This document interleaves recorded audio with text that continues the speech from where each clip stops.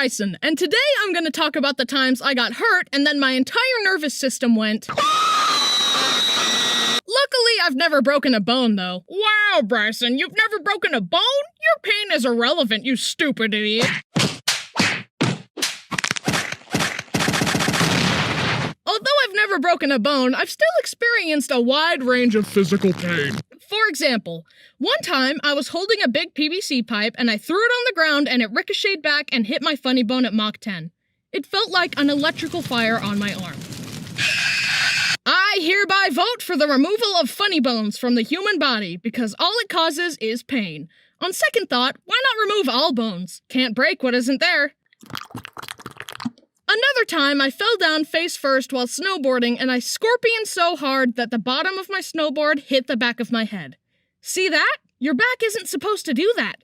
That causes a lot of ouchy feelings. Oh, my back! Now let's move on to the big ones.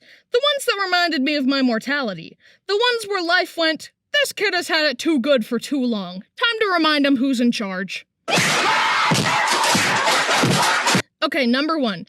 I was sitting on top of my bunk bed zoning out when my mom called me.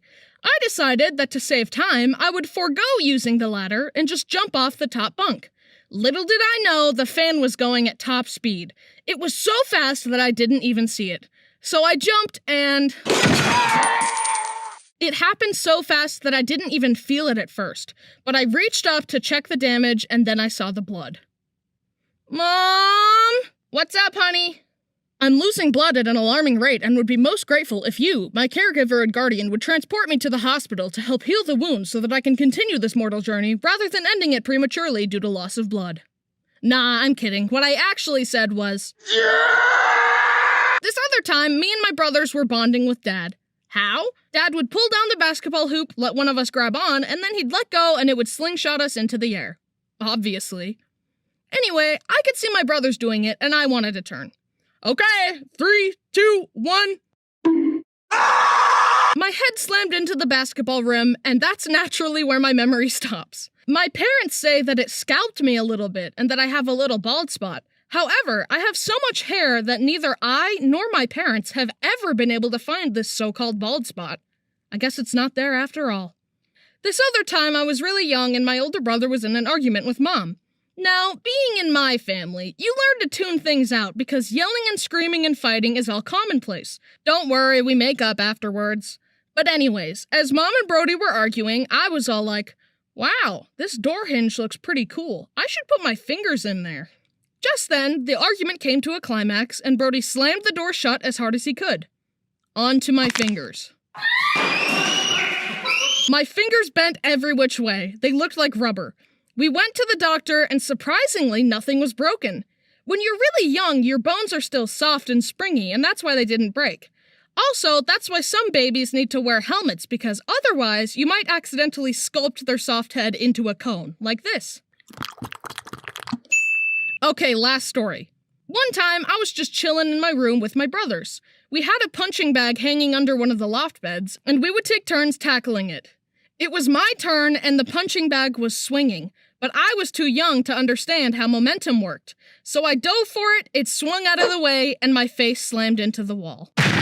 I was taken to the hospital, and as my mom tells me, the doctors had to clean the wound, but I wouldn't let them for some reason. So they put me in a straitjacket, and I screamed, "Stop touching me! Stop touching me! Do you speak English? Stop touching me!" And then they hit me with that good sleep juice. I'm tired. Anyway, I got stitches, and now I have a cool scar across my eyebrow. Thank you for taking a trip down memory lane with me. Down memory pain with me. It all hurt a lot. But Bryson, I've never been injured before. Well, we can fix that. How?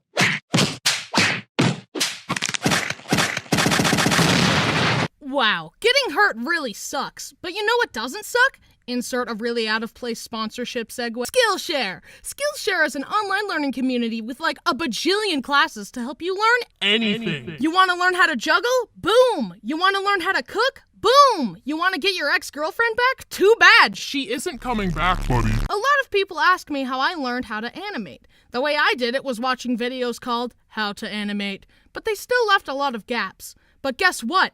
There are tons of comprehensive classes on Skillshare that can teach you every step of the animation process. A beginner class I recommend is Animation for Illustration, adding movement to illustrations. This is a great place to start and then expand your animation skills from.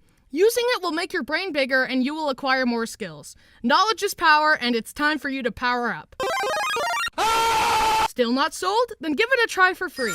The first 1,000 people to use my link in the description get a free trial. Give it a try and you'll see that it's worth it. After the trial, it's less than $10